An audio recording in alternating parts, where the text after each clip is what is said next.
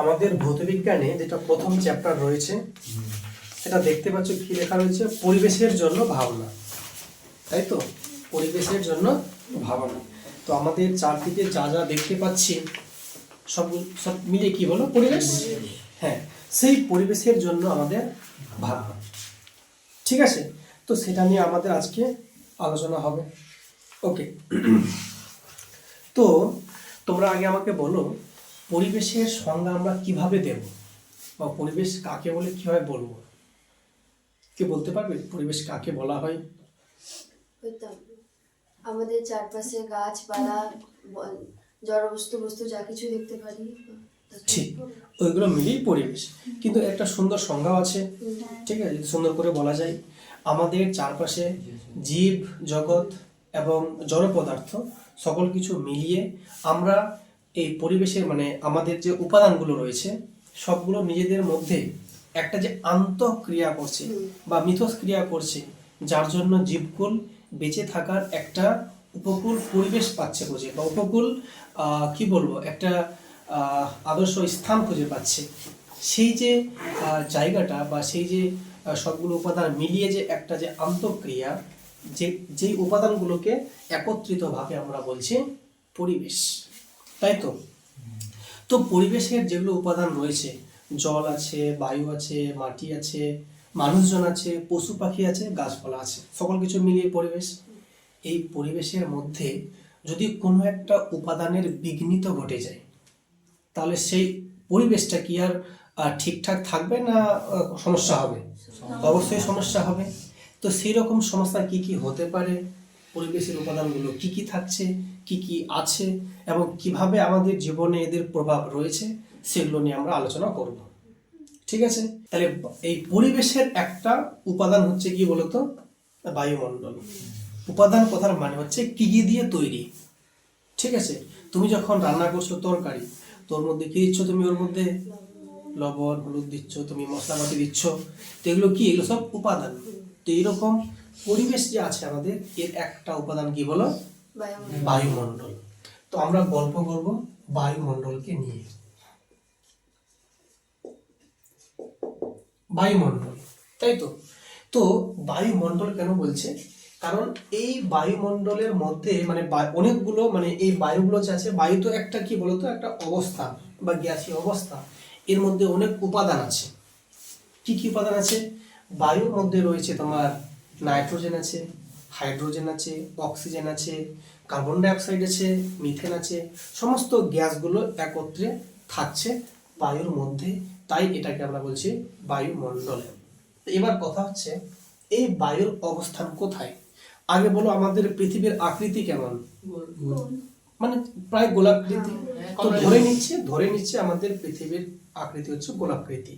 তো এটা যদি পৃথিবী আমরা ধরে নিই, এটা পৃথিবী মনে করো, তো আমরা বাস করি কোথায়? পৃথিবীর ভেতরে না পৃথিবীর উপরে? উপরে। অনেকে আবার ভাবে মনে হয় ভেতরে বাস করছে, ভেতরে মানে মাটি খুঁড়ে ভেতরে যাবো?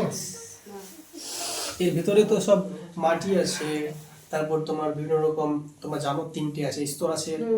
একটা হচ্ছে তোমার কি ম্যান্টেল আছে বা ভূত্বক আছে, সরি ক্রাস্ট আছে বা ভূত্বক আছে। একটু ভেতরে গেলে কি আছে? ম্যান্টেল আছে। তার ভিতরে কি আছে? কোর আছে। তোমরা বাংলায় পড়েছো, একটা হচ্ছে ভূপৃষ্ঠ বা ভূত্বক, একটা হচ্ছে গুরুমণ্ডল, আর একটা হচ্ছে কেন্দ্রমণ্ডল। তোমরা পড়েছো এগুলো ভূগোলে? ঠিক আছে। তো আমরা কিন্তু এই পৃথিবীর ভেতরে বসবাস করি না। কোথায় বসবাস করি? পৃথিবীর উপরে। তাহলে এই জায়গাটা, এটা মনে করো, ধরে নাও কেউ একটা আছে মনে করো তোমাদের মধ্যে, তো এটা হচ্ছে উপরে বসবাস করছে। তাহলে এইখানটাতে কি আছে? এই যে আমি দাঁড়িয়ে আছি, তো কি আছে? বাতাস আছে। তো এই যে বাতাসটা আছে, তো চারদিকে আছে না শুধু এক জায়গায় আছে? চারদিকে ছড়িয়ে ছিটিয়ে আছে। এই যে বায়ুটা আছে, এই বায়ুটা আছে, এটা আমরা বলছি বায়ুমণ্ডল।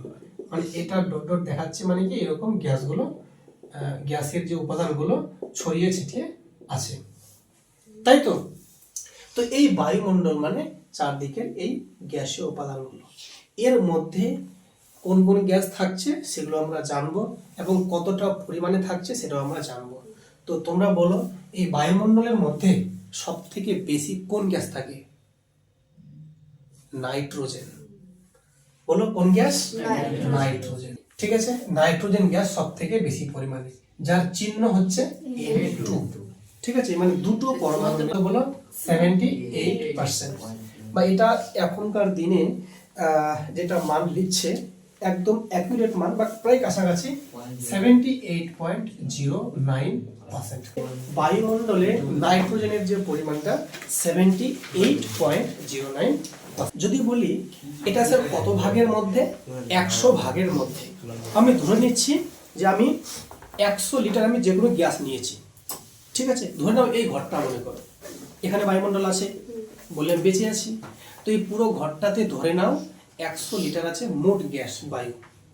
এই 100-র মধ্যে তাহলে কতটা আছে নাইট্রোজেন? 78 ভাগ, মানে বেশিরভাগটা হচ্ছে নাইট্রোজেন। তাহলে স্যার এটা যদি সব থেকে বেশি হয় তাহলে স্যার সেকেন্ড কে আছে? সেকেন্ড বলছে অক্সিজেন। সেকেন্ড হচ্ছে অক্সিজেন, এর চিহ্ন হচ্ছে O2। ঠিক আছে, এর যে পরিমাণটা প্রায় 20 ভাগ। কত? 20 ভাগ। তো এটা অ্যাকুরেট যে মানটা এরা লিখছে সেটা হচ্ছে 20.95%। ঠিক আছে, মানে প্রায় 21-এর কাছাকাছি হয়ে যাচ্ছে না? তার মানে 20.95% হচ্ছে অক্সিজেন। দেখো তো দুটো মিলে প্রায় 99-এর কাছাকাছি হয়ে যাচ্ছে না? বা 98 পয়েন্ট, মানে প্রায় ধরো না কম বেশি 99-এর কাছাকাছি হয়ে যাচ্ছে। তাহলে 100 ভাগের মধ্যে 99 ভাগ তোমার খালি নাইট্রোজেন আর অক্সিজেন মিলেই হয়ে যাচ্ছে। বুঝছো ব্যাপারটা? তা থাকছে কত ভাগ বাকি? প্রায় 1 ভাগের মতো বা 1%-এর মতো বাকি থাকছে। সেই 1%টা কারা? বাকি সমস্ত গ্যাসগুলো মিলিয়ে। তাহলে সেগুলো নিশ্চয় কম আছে অনেকটা। তো যেমন তুমি দেখো একটা লেখা আছে আর্গন, তো আর্গনের যে পরিমাণটা কত আছে বলো তো? 0.93%। ঠিক আছে, 0.93%, এটা হচ্ছে আর্গন। বুঝছো? তাই এটা দিয়ে প্রায় 100 কাছাকাছি হয়ে গেল না? তাহলে এই তিনটে গ্যাস মিলেই কত হয়ে যাচ্ছে? প্রায় 100, মানে 100 ছুঁচ্ছে কি, তাই তো? তাহলে ভাবো, তাহলে বাকি যে গ্যাসগুলো আছে ওগুলো অনেক কম হবে, মানে 0.00 এরকম মানগুলো আসবে। তো দেখো তোমরা, কার্বন ডাই অক্সাইড কত আছে? 0.03%। আমি লিখি এখানে কার্বন ডাই অক্সাইড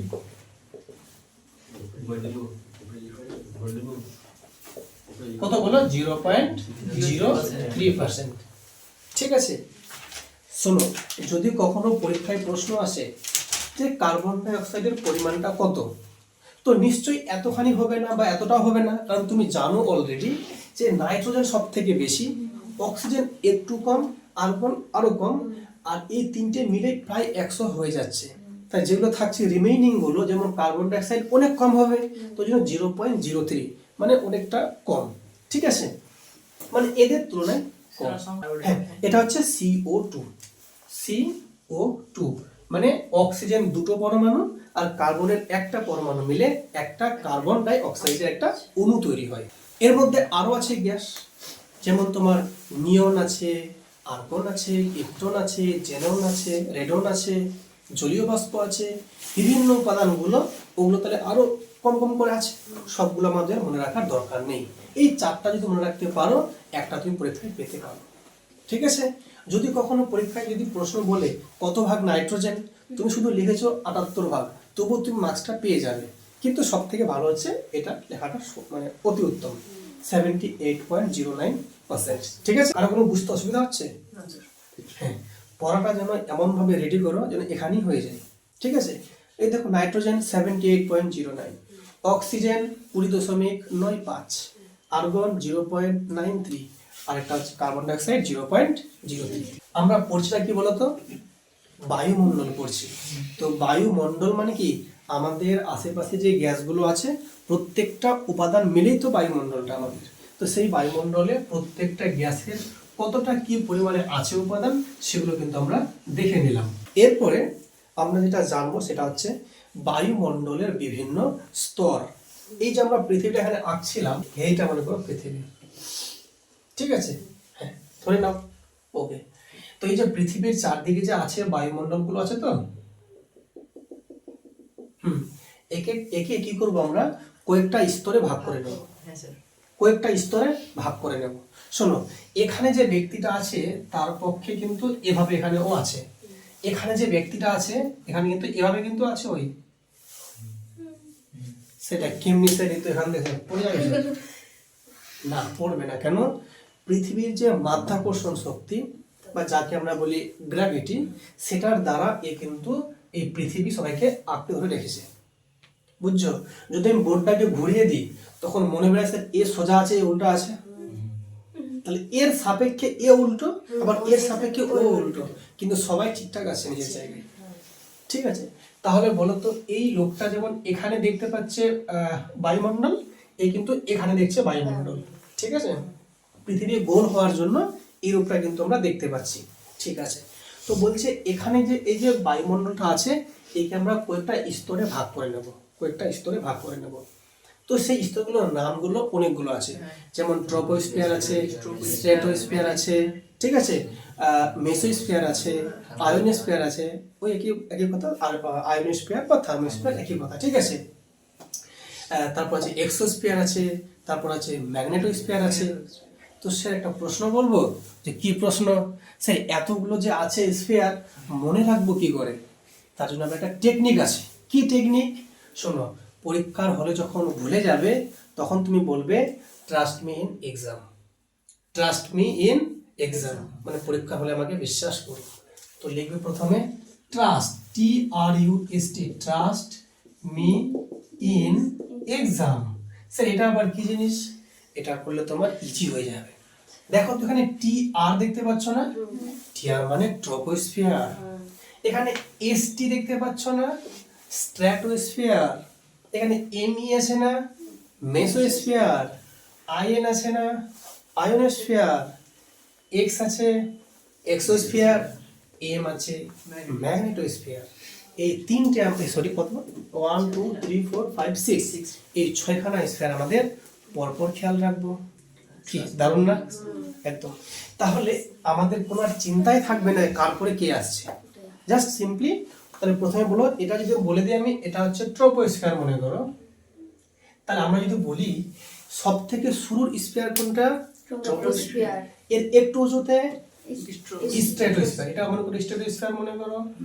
তারপর ওর উঁচুতে মেসোস্ফিয়ার, তার উঁচুতে আয়োনোস্ফিয়ার, তার উঁচুতে এক্সোস্ফিয়ার, তার উঁচুতে। দারুণ না? তার মানে প্রত্যেকটা স্ফিয়ারের নাম জানলাম এবং সিকোয়েন্সটা জেনে গেলাম কার পরে কে আসবে। এবার আমরা দেখব প্রত্যেকটা স্ফিয়ারের ভাগগুলো।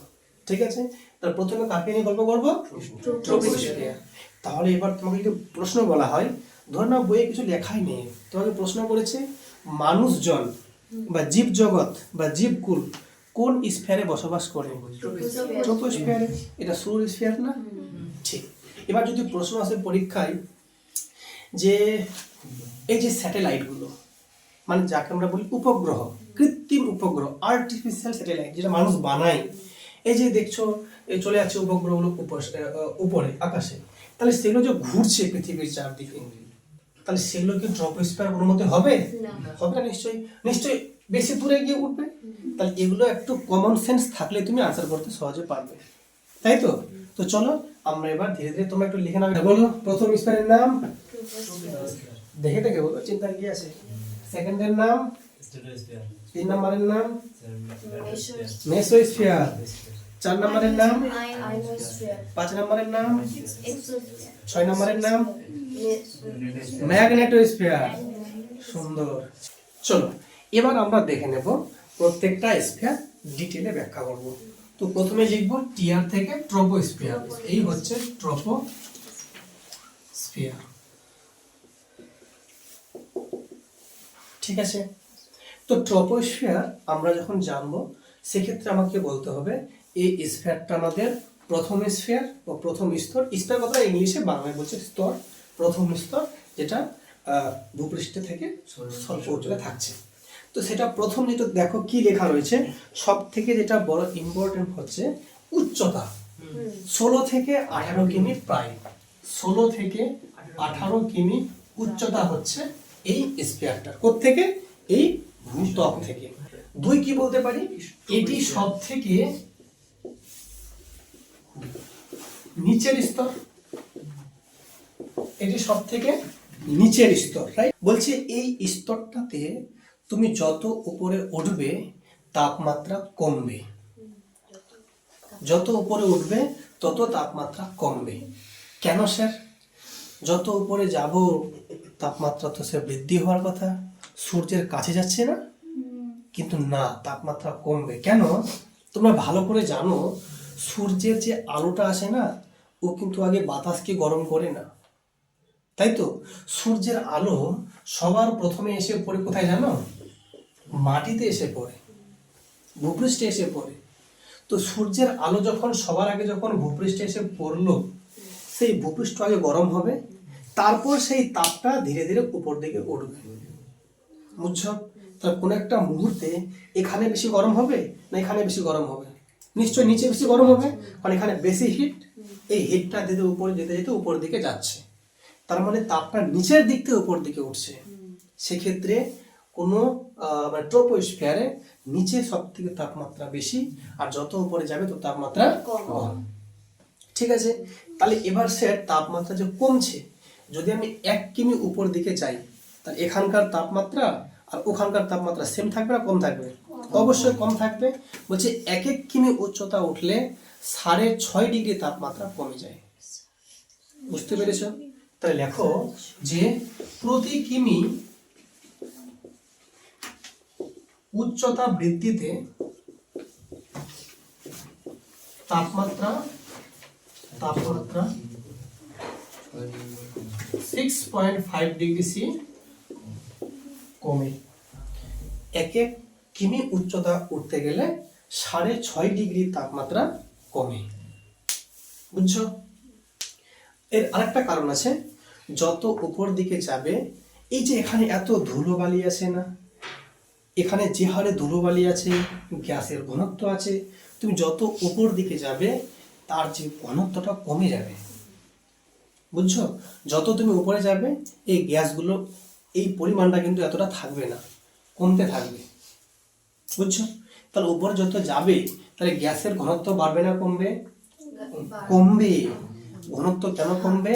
কারণ যত উপরে যাবে গ্যাসটা তত পরিমাণটা কমতে থাকবে, ঠিক আছে? তাহলে গ্যাসটা পাতলা হয়ে যাবে না? পাতলা, বুঝলে তো, মানে লঘু হয়ে যাবে।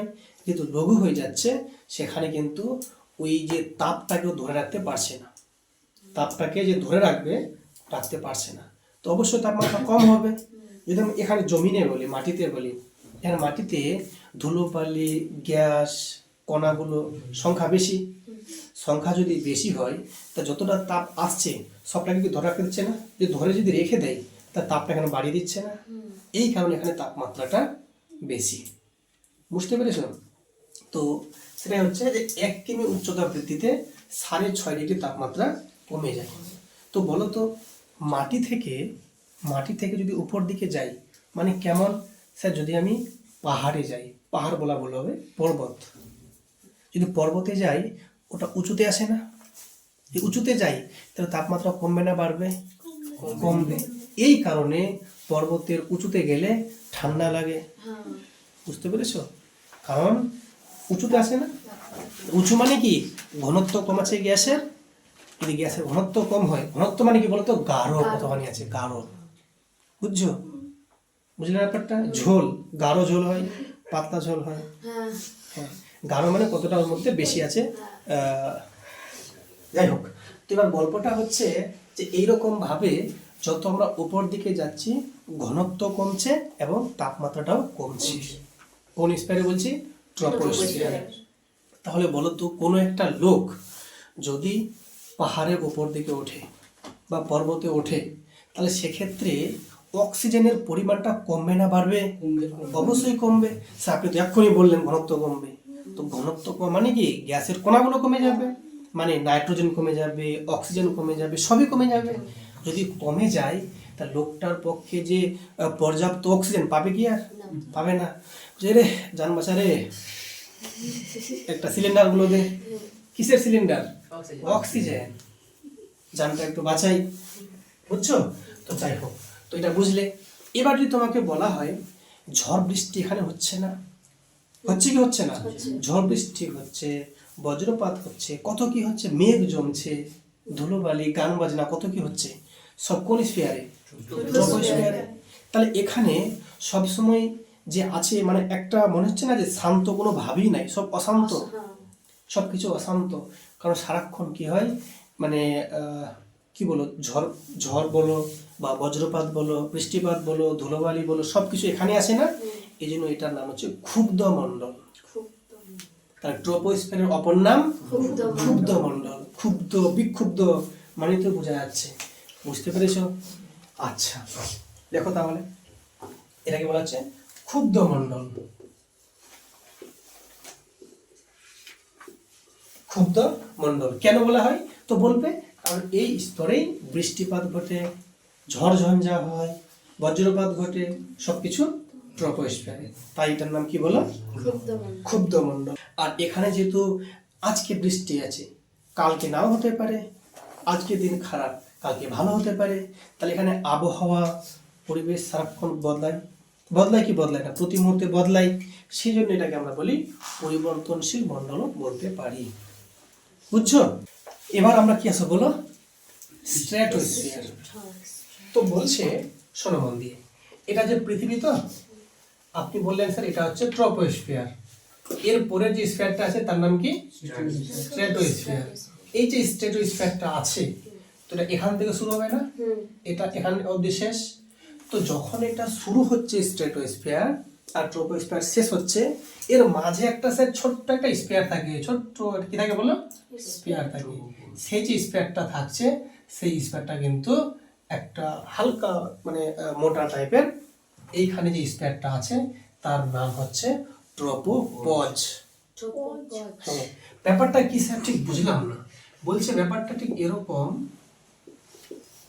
ব্যাপারটা এরকম, এই যে ট্রপোস্ফিয়ার যখন শেষ আর যখন স্ট্র্যাটোস্ফিয়ার শুরু, এই দুটো স্ফিয়ারের মাঝে একটা ছোট্ট পাতলা স্ফিয়ার থাকে, যেই স্ফিয়ারে তাপমাত্রাটা স্থির, তাপমাত্রাটা বাড়েও না কমেও না, সেটার নাম হচ্ছে ট্রপোপজ। স্যার নামটা এমন কেন? দেখো পজ মানে জানো, পজ মানে হচ্ছে স্থির করা, পজ, PAUSE। তোমরা যখন কোনো ভিডিও দেখো তখন লেখা আছে না পজ করো, পজ করবে, ভিডিওটা পজ কর, পজ। এই পজ মানে হচ্ছে থামানো।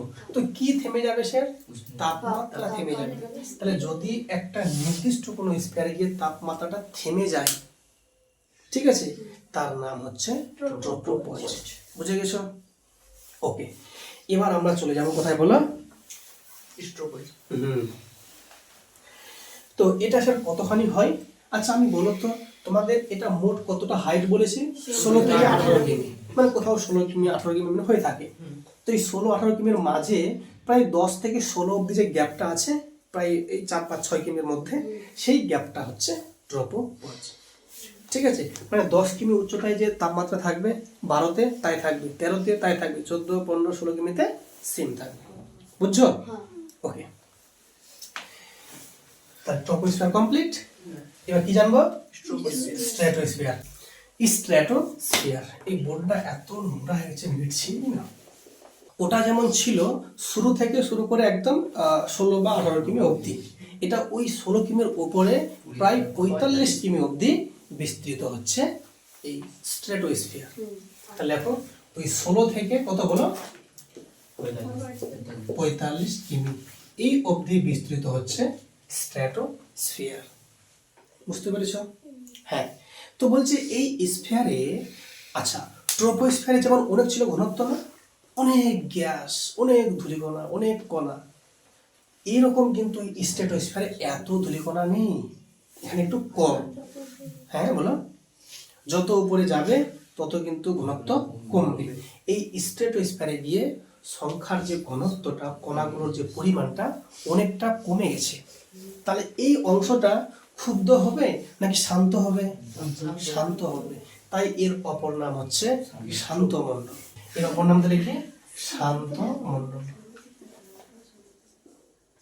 দেখো স্যার একটা কোশ্চেন ছিল। হ্যাঁ বলো। মানে ট্রোপোস্ফিয়ার 16 থেকে 18, আবার এটা 16 থেকে 45। হ্যাঁ 16 থেকে 16 উপর দিকে, হ্যাঁ একদম। মানে তো 18 থেকে 45 হবে না? হ্যাঁ ওই 16-18 কথা বলি, 16-18 মানে 16 বলতে এক্সাক্ট 16 নয়, মানে কোথাও 16-18 কি না। এর স্যার কেন এমনি হচ্ছে স্যার, কোথাও 16 বলছেন, কোথাও 18 বলছেন, কারণটা কি?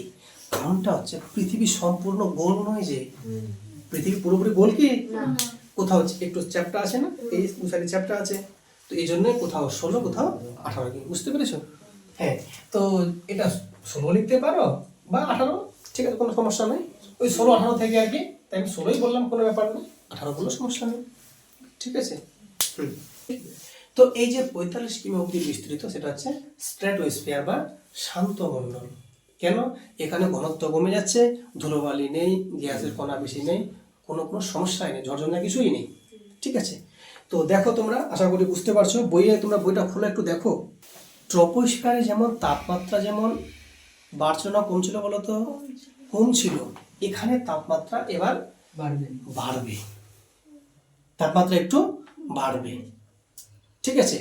তো এবার বলো, তাপমাত্রা যে এখানে ছিল এই ট্রপোস্ফিয়ারে, তাপমাত্রা কমতে কমতে, আচ্ছা এখানে তাপমাত্রা কত আছে বলো তো? এখন তাপমাত্রা কত? 8 ধর না ওইরকম মনে করো, 10 ধরো মনে করো, ঠিক আছে 10। এখানে তাপমাত্রা 10, তো যদি আমি 1 কিমি যাই 6.5 কমে যাবে না? হ্যাঁ 1 কিমি গেলে যদি 6.5 কমে, কত হচ্ছে বলো তাহলে? 3.5 হচ্ছে। তাহলে এখান থেকে 1 কিমি উঁচুতে গেলে তাপমাত্রা 3.5, ঠান্ডা করবে না গরম করবে? ঠান্ডা বরফ। তাহলে আর যদি 1 কিমি যাও, তাপমাত্রা আরো কমে যাবে না? তাহলে তাপমাত্রা কমছে না? তাপমাত্রা যে কমছে, এর মানে কি তাপমাত্রাটা এবার কি হবে বলো তো? মাইনাস হবে না তাপমাত্রা? এভাবে তাপমাত্রা কিন্তু কমছে, তাই তো? কোথায়? এটা ট্রপোস্ফিয়ারে। আর যখনই আমরা আসছি স্ট্র্যাটোস্ফিয়ারে, এখানে কিন্তু তাপমাত্রা তোমার দেখো -56 থেকে 0 এর মাঝে থাকে। -56 মানে বুঝতে পারছো তুমি? মাইনাস মানে অনেকটা কম না? -56 মাইনাস, দেখো 0-তে গেলেই তো ঠান্ডা, বরফ জমে যাচ্ছে মাইনাস সেখানে, হ্যাঁ প্রচুর ঠান্ডা। জল যখন 0-তে যায় তো বরফ হয়ে যাচ্ছে না? তো ভাবো 0 থেকে আবার আরো যাচ্ছে। আরো কম, মানে -1 মানে তো আরো কমাচ্ছে, কমতে কমতে -56, বুঝছো? তো যখন -56, এবার বলো তো -56 থেকে একটু যদি বাড়ে, তো -56 থেকে -57 হবে না -55 হবে? তাপমাত্রা যদি বাড়ায় -55 হবে, আরো বাড়ায় তাপমাত্রা 54, এমনি বাড়তে বাড়তে বাড়তে কত হবে? 0 আসবে। তো এটাই বলছে যে স্ট্র্যাটোস্ফিয়ারের তাপমাত্রা -56 থেকে 0 অবধি থাকে। দেখো -56 ডিগ্রি থেকে 0 ডিগ্রি অবধি তাপমাত্রা বিরাজমান। আচ্ছা এবারে তোমাকে যদি প্রশ্ন করা হয়, তাহলে এই স্ফিয়ারে তুমি বলো তো, এটা তাপমাত্রা বেশি না এটা বেশি? এইটা বেশি, এটা কম না? এটা অনেক তাপমাত্রা কম, মাইনাস। এটা 0 মানে কি মোটামুটি চলবে, নেগেটিভে চলবে না, অনেকটা তাপমাত্রা কম। তাহলে এখান থেকে এতটা মানে তাপমাত্রা বাড়ছে না কমছে? বাড়ছে। তাহলে এই স্ট্র্যাটোস্ফিয়ারের তাপমাত্রা কিন্তু বৃদ্ধি পায়, আর এই ট্রপোস্ফিয়ারে হ্রাস পায়, তাই তো? তো বলো তো এই শান্ত মণ্ডল কেন নাম দিয়েছি? কোনো রকম কণা কিছু নেই। হ্যাঁ মনে রাখবে, আমাদের যেগুলো জেট প্লেনগুলো বা বিমানগুলো যেগুলো যায়, এই স্ফিয়ার দিয়েই যায়, শান্ত মণ্ডল দিয়ে যায়। কেন বলো তো? এখান দিয়ে গেলে কি সুবিধা হবে ওর? প্রথম সুবিধা হবে কি, এখানে গ্যাসের ঘনত্ব কম, তো যখন একটা প্লেন যখন যাবে, তো যখন যাওয়ার পথে কেউ বাধা দেবে? কেউ কি বাধা দেবে না, আরামসে যাবে। আর যদি ট্রপোস্ফিয়ার দিয়ে যায়, অনেক ধুলোবালি, কুয়াশা, মেঘ বাধা পাবে, বুঝতে পেরেছো? ডিলে হতে পারে, কিন্তু এখানে কোনো ডিলে হবে না। তাহলে জেট প্লেনগুলো কিন্তু শান্ত মণ্ডল দিয়ে যায়, বুঝতে পেরেছো? তো বলো তো এই স্ফিয়ারে যত উচ্চতা বাড়বে, গ্যাসের সংখ্যা কমছে না বাড়ছে? কমছে। তাহলে চাপটা কমবে না বাড়বে? স্যার চাপ কি জিনিস? চাপ মানে ধরে নাও এই ঘরটা আছে মনে করো, তোমরা এই ঘরে মনে করো আসো, মনে করো 12 জন। তাহলে 12 জনের যে চাপটা এখানে ফিল করছো, যদি এখানে রাখতাম আমি 25 জন, চাপটা বাড়বে না কমবে? অবশ্যই বাড়বে স্যার। চলো দিকে চাপ দিচ্ছিস কেন? তার মানে যত সংখ্যা বাড়ছে চাপ তত বাড়ছে না, তো উপর যত যাচ্ছে স্যার সংখ্যা তো কমে যাচ্ছে এই গ্যাসের, সংখ্যা যদি কমে তো চাপটা কমবে সিম্পলি, তো যত উপর দিকে যাব চাপ তত কমবে। তাহলে প্রশ্ন দুরকম হবে, ট্রোপোস্ফিয়ারের উপর দিয়ে গেলে চাপ কমে, উষ্ণতাও কমে, কিন্তু শান্ত মণ্ডলে স্যার স্ট্র্যাটোস্ফিয়ারে উপরে গেলে চাপটা কমে ঠিক, কিন্তু তাপমাত্রাটা বাড়ে। বুঝছো? সুন্দর। এখানেও সেম, এই শান্ত মণ্ডলের মধ্যে আরেকটা একটা গ্যাসের লেয়ার থাকে, তার নাম হচ্ছে ওজোন গ্যাস।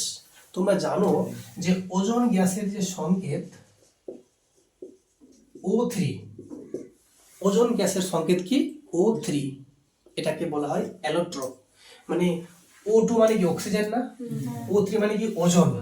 তো এই দুটোতে কি ও তো ফিক্স আছে না, খালি এখানে দুটো স্যার অক্সিজেন পরমাণু, এখানে তিনটে আছে, তো এই যে পার্থক্যটা হচ্ছে, কিন্তু মেন জিনিস ওটাই, এগুলোর নাম হচ্ছে অ্যালোট্রপ। অ্যালোট্রপ তোমাকে বলতেই পারে যে তোমার জানা একটা অক্সিজেনের অ্যালোট্রপের নাম বলো, তো তুমি বলবে স্যার অক্সিজেনের সাথে স্যার যেমন ওজোন, এটা একটা স্যার অ্যালোট্রপ, কারণ অক্সিজেনটা স্যার ও দিয়ে তৈরি, আবার ওজনটাও ও দিয়ে তৈরি, পার্থক্য শুধু অক্সিজেনের দুটো পরমাণু আর ওজনে তিনটে পরমাণু, তো এরা কি বলো অ্যালোট্রপ। তো এখানে যেমন শান্ত মণ্ডল থাকছে, এই শান্ত মণ্ডলের ভেতরে যে আছে কি বললাম ওজোন গ্যাস থাকছে, এই ওজোন গ্যাসটা একটা চাদরের মতো অবস্থান করছে পৃথিবীকে ঘিরে। মানে এটা যে পৃথিবী আছে, তো এই পৃথিবীর চারদিকে যে আছে গ্যাসটা একটা মানে লেয়ার, যার নাম কি বললাম ওজোন গ্যাস দিয়ে তৈরি, সেটার নাম হচ্ছে ওজোন স্ফিয়ার। কি নাম বলো? Ozone sphere. ওজোন স্ফিয়ার, তো ওজোন স্ফিয়ার থাকছে কোন স্ফিয়ারের ভেতর? স্ট্র্যাটোস্ফিয়ারের ভেতর বা শান্ত মণ্ডলের মধ্যে। তাহলে এই যে স্ট্র্যাটোস্ফিয়ারটা আছে, তাহলে সেই স্ট্র্যাটোস্ফিয়ারের মধ্যে এই যে বললাম ওজোন গ্যাস, এর কাজ কি স্যার? একদম, এর কাজ অনেক গুরুত্বপূর্ণ কাজ। কি কাজ স্যার? বলছে এই যে সূর্য আছে না, এই সূর্য খুব দুষ্টুমি করছে আজকাল। কি দুষ্টুমি করছে? এখান থেকে এক প্রকারের খারাপ রশ্মি নির্গত করছে। খারাপ মানে ক্ষতিকারক, হার্মফুল রেজ। স্যার নাম কি ওগুলো?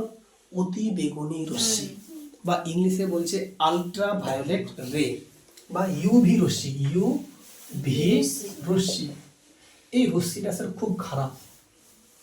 এই রশ্মিটা যখন আসবে না এখানে পৃথিবীতে, তো আসার সময় এই যে স্ফিয়ারটা আসে না, এই স্ট্র্যাটোস্ফিয়ারের ভেতরে যে আছে ওজোন গ্যাসটা, ঠিক চাদরের মতো ব্ল্যাঙ্কেটের মতো ঘিরে আছে। ওর কাজ হচ্ছে এই যে খারাপ রশ্মিটা আসছে, একে আটকে দেবে, ওজোন স্ফিয়ারটা আটকে দেবে, আর পৃথিবীকে এর হাত থেকে রক্ষা করবে।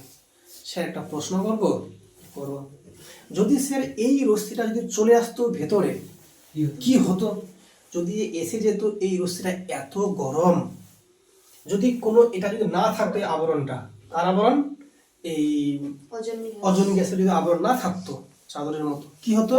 এই সমস্ত ইউভি রশ্মি যদি পৃথিবীতে পড়তো, তাহলে পুরো পৃথিবীর মানুষজন জীবকুল সব ধ্বংস হয়ে যেত, সবকিছু পুরো ছাই হয়ে যেত, পুরোটা পৃথিবী একটা শ্মশানে পরিণত হতো। তো সেই ক্ষেত্রে আমাদের বাঁচাচ্ছে কি? Ozone gas. কিন্তু আমাদের একটা স্বভাব খারাপ আছে, আবার যে আমাদের উপকার করে আমরা তার ক্ষতি করি, এটা আমাদের কিন্তু ধর্ম আছে। সেক্ষেত্রে কি করছি আমরা? আমরা দিন দিন কিন্তু এই ওজোন গ্যাসটাকে নষ্ট করে ফেলছি। কিভাবে? আমাদের যে কার্যকলাপ ক্রিয়া আমরা যে করছি, সেই কার্যকলাপের মাধ্যমে প্রতিনিয়ত। স্যার কিভাবে স্যার? এই যে আমরা চালাচ্ছি গাড়ি ঘোড়া, এই গাড়ি ঘোড়া চালানোর ফলে ধোঁয়া বেরোচ্ছে না, সেখানে থাকছে ক্ষতিকারক গ্যাসগুলো, sulphur dioxide, carbon dioxide, carbon monoxide. এই গ্যাসগুলো কি করছে? ক্ষতি করছে। সিএফসি, মিথেন, এগুলো খারাপ গ্যাস। এই খারাপ গ্যাসগুলো চলে যাচ্ছে ওপরে, কোথায়? ওজোন স্ফিয়ারে। আর ওজনে কিন্তু মারছে গিয়ে, এদেরকে ধ্বংস করে। তাই ওখানে কি ছিদ্র হয়ে যাচ্ছে না? এই ছিদ্রগুলো হয়ে যাচ্ছে না, ওই ছিদ্রকে আমরা বলি হোল বলি। ওই ছিদ্র বা হোল দিয়ে এই সমস্ত রশ্মিগুলো আমাদের পৃথিবীতে এসে পড়ছে। একে আমরা বলি ওজোন হোল বা ওজোন গহ্বর। ওজোন হোল বা ওজোন গহ্বর। এই ওজোন হোল বা ওজোন গহ্বর দিয়ে ক্ষতিকারক ইউভি রশ্মিগুলো পৃথিবীতে এসে পড়ছে, আর পৃথিবীর মানে ক্ষতি হচ্ছে। কেমন ক্ষতি?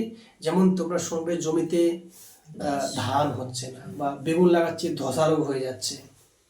কেন?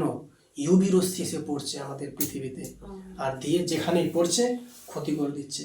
যারা সারাক্ষণ মাঠে কাজ করে ওদের গায়ে কোনো কেউ ফর্সা না কালো হয়ে যায়? কেন? ইউভি রশ্মি চলে আসছে, আর যেখানে শরীরে পড়বে ওখানে কিন্তু স্কিনের প্রবলেম দেখা দেবে, যেমন দাঁত হবে, চুলকানি হবে, সমস্যা হবে। বুঝছো? আর সব থেকে বড় সমস্যা হচ্ছে যে যেখানে পড়বে, যদি দীর্ঘদিন ধরে পড়ে, তাহলে দেখবে সেখানে গায়ের বর্ণ তামাটে হয়ে যাবে এবং ক্যান্সার হওয়ার চান্সটাও আছে। তো এগুলো কেন হচ্ছে? ইউভি রশ্মির জন্য। ঠিক আছে? তো যাই হোক, আমাদের এখানে তবু কম কম আছে, যেগুলো হচ্ছে ইন্ডাস্ট্রিয়াল এলাকা, ওখানে তো বেশি সমস্যা। এবার কি বলো নেক্সট? মেসোস্ফিয়ার। এবার আসবো মেসোস্ফিয়ার।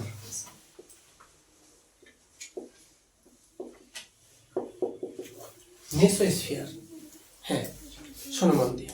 দেখো, এই যে আছে মেসোস্ফিয়ারটা, এটা তাহলে ঠিক স্ট্র্যাটোস্ফিয়ারের পরে না?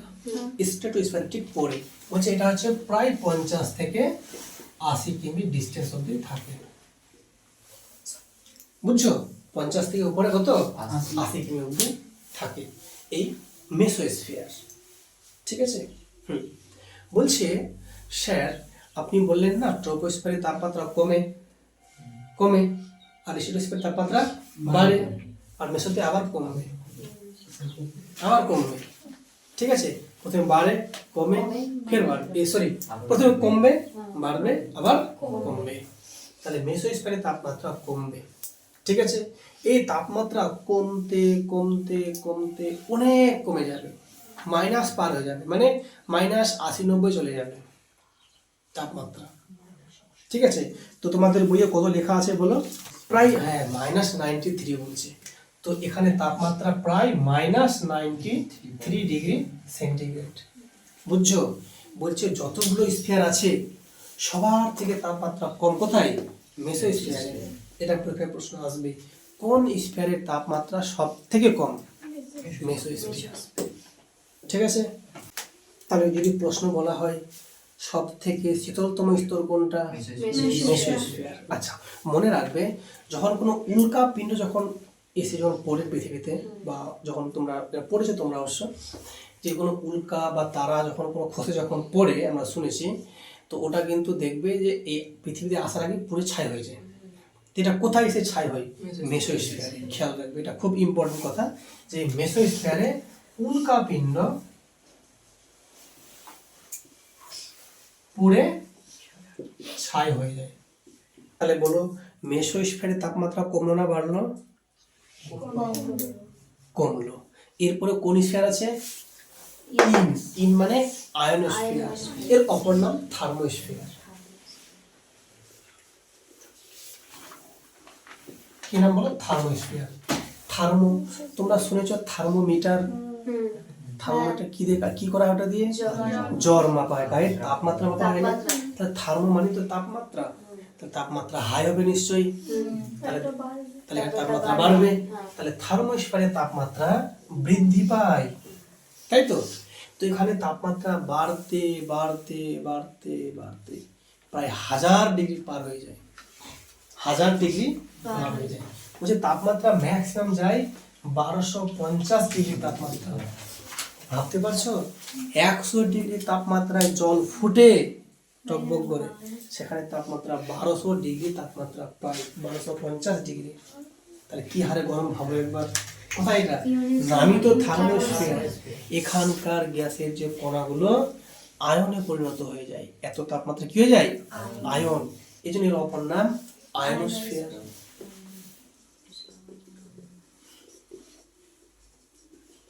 বুঝছো শিক্ষার্থী বন্ধুরা?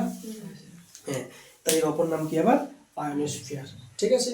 তাহলে এখানে তাপমাত্রাটা অনেকটা বৃদ্ধি পায়। ঠিক আছে? হ্যাঁ, আচ্ছা, একটা কথা বলতেই ভুলে গেছি, এটা কতটা কিমি অবধি থাকে? লাস্ট কত হয়েছিল? 80 না? বলছে এটা 80 থেকে প্রায় 500 কিমি অবধি বিস্তৃত। কোথায়? উঁচুতে, কিন্তু উপর দিকে। কত কিমি? 500 কিমি অবধি বিস্তৃত। আর এইখানেই কিন্তু তোমরা জেনে রাখবে, যেহেতু আয়নে পরিণত হয়ে গেল, এই স্ফিয়ারে গিয়েই বিভিন্ন রকম যে তরঙ্গগুলো, বেতার তরঙ্গগুলো ওখানে গিয়ে ধাক্কা পেয়ে আবার প্রতিফলিত হয়ে ফিরে আসে। বুঝছো? বলে আমরা কিন্তু বেতার বা রেডিও শুনতে পাই। রেডিও তরঙ্গ, রেডিও মনে আছে? রেডিও কি জিনিস? রেডিও দেখেছো না? দেখো রেডিও দেখেছো? রেডিও আগে মানুষ খবর শুনতো রেডিওর মাধ্যমে, এখন তো টিভি চলে এসছে। তখন যে রেডিও থাকতো, একটা অ্যান্টেনা থাকতো না, সেটাকে অন করতো, আর সেই অ্যান্টেনার মাধ্যমে অন্য একটা চ্যানেলের আমরা খবর শুনতে পেতাম। কি করে? এই যে আমরা বলছি বেতার তরঙ্গ, বেতার তরঙ্গ, বেতার তার নাই, তারহীন, কিভাবে আমরা শুনতে পাচ্ছি খবর? বলতো একটা রেডিওর সঙ্গে অন্য একটা চ্যানেলের কোনো যোগাযোগ আছে? কিচ্ছু নাই। কার মাধ্যমে? তরঙ্গের মাধ্যমে। এই বেতার তরঙ্গের মাধ্যমে ফিরে আসছে আমাদের সমস্ত খবরগুলো। তো ওটা কোথায়? যে দেখো থার্মোস্ফিয়ারে গিয়ে প্রতিফলিত হচ্ছে। বুঝতে পেরেছ? স্যার কি জিনিস স্যার প্রতিফলন? একটা রশ্মি এখান থেকে ছাড়লাম, মনে করো এটা রশ্মি, মনে করো ছাড়লাম, এই করে এখানে গেল, ধাক্কা খেলো, ফিরে গিয়ে ওখানে বাজছে, এখানে বাজছে, মনের রেডিও গান বাজছে মনে করো, ধাক্কা পেয়ে ওখানে বাজছে। বুঝছো কি বুঝছো না? এটার নাম কি? প্রতিফলন। এটা ঘটছে কোথায়? থার্মোস্ফিয়ারে বা আয়োনোস্ফিয়ারে। আরেকটা কথা মনে রাখবে, এখানেও কিন্তু সেম ভাবে আমরা বলতে পারি থার্মোপজ আছে। থার্মোপজ মানে ওখানে তাপমাত্রা কি হলো? স্থির হয়ে যাবে না? কোথায়? থার্মোস্ফিয়ারে তুমি শেষে, এই যে 80 কিমি 500 কিমির কাছে গিয়ে, ওটার নাম থার্মোপজ। বুঝে গেলে? হ্যাঁ, এক্সোস্ফিয়ার তো বুঝতে পারছো তোমরা, এটা কিন্তু তারও ওপরে, কারণ ওই আয়োনোস্ফিয়ারের ওপরে। তো এটা কত বলো? এটা হচ্ছে 500 থেকে 750 কিমি, 500 থেকে 750 কিমি, মানে আরো উঁচুতে। ঠিক আছে? বলছে এখানেও কিন্তু যত উচ্চতা বাড়ে তাপমাত্রা আরো বাড়ে, আরো তাপমাত্রা বাড়ে। ওখানে লাস্ট কত ছিল বলো তো? 1250 না, বা 1200 কাছাকাছি। এই তাপমাত্রাটা এই 1200 থেকে বাড়তে বাড়তে প্রায় 1600 ডিগ্রি তাপমাত্রা। বুঝছো তাপমাত্রা কত হাই? যত রকম আছে মহাকাশ স্টেশন বলো বা কৃত্রিম উপগ্রহ বলো, সব এখানে ঘুরছে। কৃত্রিম উপগ্রহ বা আমরা বলি আর্টিফিশিয়াল স্যাটেলাইট কোথায় ঘুরছে? এই এক্সোস্ফিয়ারে। ঠিক আছে? বা আন্তর্জাতিক স্পেস স্টেশন, আইএসএস আমরা বলি। ঠিক আছে? ইন্টারন্যাশনাল স্পেস স্টেশন, আন্তর্জাতিক স্পেস স্টেশন কোথায় আছে বলো? এক্সোস্ফিয়ারে। ঠিক আছে? বলছে এই স্ফিয়ারে মূলত অক্সিজেন দিয়ে তৈরি হলেও কিছু পরিমাণে হিলিয়াম আছে, আবার হাইড্রোজেন আছে। হিলিয়াম ও হাইড্রোজেন গ্যাসের অস্তিত্ব কিছু আছে। বলছে এর হাইট কত? বলছে শেষ কত হয়েছিল বলতো? 750 না? এই 750 থেকে শুরু করে হচ্ছে 10,000 কিমি অবধি রয়েছে এই ম্যাগনেটোস্ফিয়ার। এর মানে এতটা অবধি স্ফিয়ার আছে, তার বাইরে আর স্ফিয়ার নাই। এর মানে এতটা অবধি এই গ্যাস ট্যাস যা আছে আছে, তার বাইরে আর নেই। তাহলে বলো তো এর বাইরে কি আছে? শূন্য, মানে গ্যাসও নাই, মহাশূন্য আছে। তাহলে যেখানে কোনো রকম গ্যাস নাই, ধূলিকণা নাই, বায়ু নাই, কিছু নাই, ওখান থেকে তাই কি বলতো আকাশের রংটা শুরু হবে কি? কালো। অ্যাকচুয়ালি এই অ্যাটমসফিয়ারটা আছে বলেই আমরা পৃথিবীকে মানে এই যে দেখতে পাচ্ছি রংটা নীল, আকাশের রং নীল দেখতে পাচ্ছি না, এই মানে অ্যাটমসফিয়ারের জন্য। বুঝছো? তো পৃথিবীর জন্য এটা পৃথিবী মনে করো, এটা পৃথিবী তো। তাহলে এতটা অবধি মনে করো স্ফিয়ার আছে, এই এতটা অবধি স্ফিয়ার। এই স্ফিয়ারের জন্য আমি তো এখানে আছি মনে করো, এই স্ফিয়ারের জন্য আমি এটা নীল দেখতে পাচ্ছি আকাশটা। যদি আমি এখান থেকে বাইরে বেরিয়ে এখানে চলে আসি মনে করো, এখান থেকে আমি যখন তাকাবো দেখবো চাঁদে দেখবো সব ব্ল্যাক, সব কি এগুলো? ব্ল্যাক। কেন? কারণ কোনো বায়ুমণ্ডলই নাই, কোনো স্ফিয়ারই নাই। কোথায় আছে স্ফিয়ারটা? স্ফিয়ার এটুকু আছে, আমি এখান থেকে উপরে তাকাচ্ছি। বুঝছো? তা যখন আমরা দিনের বেলা এই যে আমি বাইরে গিয়ে তাকাচ্ছি উপর দিকে, উপরে তাকানো মানে কি তুমি এর মধ্যেই তুমি দেখতে পাচ্ছ সীমাবদ্ধ, তুমি এর মধ্যেই দেখতে পাচ্ছ যে হ্যাঁ নীল দেখতে পাচ্ছি। বুঝছো? তুমি এটা দেখতেই পাচ্ছ না, ব্ল্যাক। এখানে এখানে কি? ব্ল্যাক, কালো রঙের আছে। গ্যাসের কি দেখতে পাবে স্যার? যে মহাকাশে যাবে সেই দেখতে পাবে যে বাইরের রং কেমন, কালো। যদি আচ্ছা বলুন চাঁদটা কোথায় আছে, এই এখানে আছে না বাইরে আছে, বাইরে আছে, এটা চাঁদ মনে করো। তাহলে কেউ যদি চাঁদে যায় তো এখান থেকে এখানে যেতে হবে না, তো যখন ওই পথে থাকবে তখন দেখবে আকাশটা কেমন, কালো। বলো তো এই চাঁদের মধ্যে এমনি কোনো স্ফিয়ার আছে না নেই? না, চাঁদে কোনো বাতাস নাই, চাঁদে কোনো ধূলিকণা নাই, কোনো গ্যাস নাই, কিচ্ছু নেই। যদি এখানে কোনো সে ধূলিকণা না থাকে, বায়ু না থাকে, গ্যাস না থাকে, তাহলে শূন্য। তার মানে তো শূন্য মানে কি, এখানে কোনো রকম অ্যাটমসফিয়ারই নাই, কোনো রকম স্ফিয়ারই নাই। যদি স্ফিয়ার না থাকে তাহলে এখানকার আকাশের রং কেমন হবে, কালো। তবে কেউ যদি ওখানে যায় চাঁদে, যে উপরে তাকায়, এই এরকম নীল আকাশ দেখা যাবে না, কি দেখা যাবে, কালো আকাশ দেখা যাবে। তো প্রশ্ন করতে আসতেই পারে যে চাঁদের আকাশের রং কেমন, কালো। কেন? তখন কারণটা বলবে যে হ্যাঁ ওখানে সে কোনো রকম অ্যাটমসফিয়ার নেই। ঠিক আছে, তো এই ম্যাগনেটোস্ফিয়ার মধ্যেই কিন্তু আমাদের বাতাসগুলো আছে। এখানে যে বাতাসের যত রকম গ্যাসীয় উপাদান আছে প্রত্যেকটা থাকছে আয়নিত অবস্থায়। ঠিক আছে, এখানে তাপমাত্রা হাই থাকে।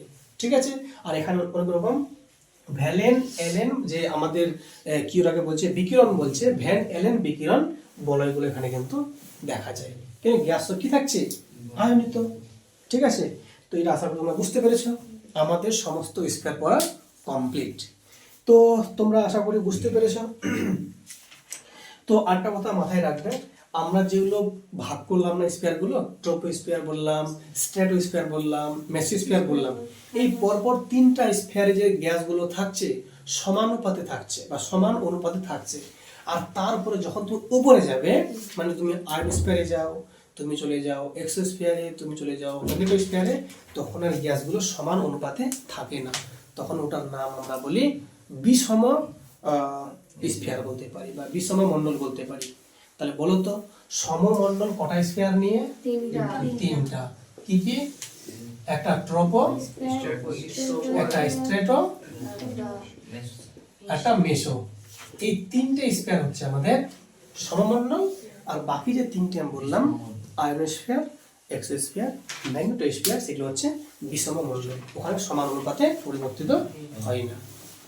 ওকে, ঠিক আছে। তো আমরা এটাও বলে ফেলেছি যে উচ্চতা বাড়লে তাপমাত্রা কেন কমে এবং চাপটা কেন কমে বলে দিয়েছি আমরা। ঠিক আছে, বায়ুর চাপটা কেন কমে সেটাও বলে দিয়েছি, কারণ উপরে কিন্তু ঘনত্ব কমতে থাকে। তো বায়ুর যদি ঘনত্ব কমে, সংখ্যা কমে, তো চাপটা অবশ্যই কমবে। ঠিক আছে, আচ্ছা, তো চলো ঠিক আছে, এখান থেকে থাকতো নাকি।